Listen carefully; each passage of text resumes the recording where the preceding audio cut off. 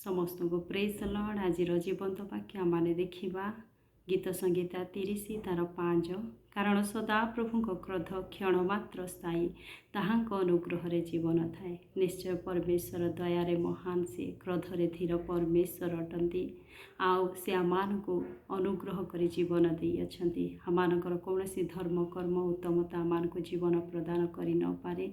केवल परमेश्वर अनुग्रह द्वारा आज आमारे से जीवन प्राप्त होई अछु।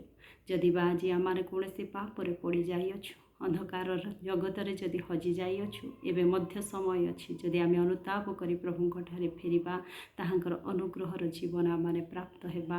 मिखा पुस्तकरे जदि आमाने देखिबा, मिखा अति साहसर सहित विश्वासर सहित प्रभुंक ठारे प्रार्थना करती।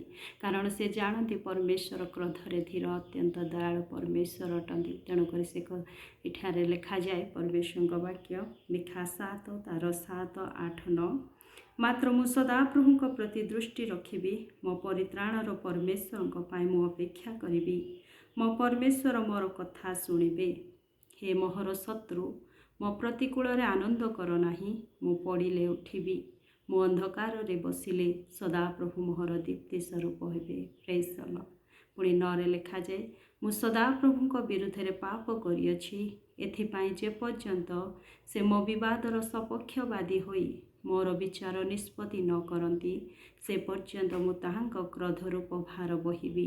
से मते बाहर करी आलोक आणिबे और मु ताहांकर धार्मिकता देखिबी। Praise the lord. प्रभुंक ठारे से विश्वासर सहित अपेक्षा करिबे बोली से कहउचंती। आज आमाने मध्य पाप को अनुताप करिबा, कारण से आमान को अंधकार आलोक को फेराई आनिबे आ से ताहांकर धार्मिकता देबे।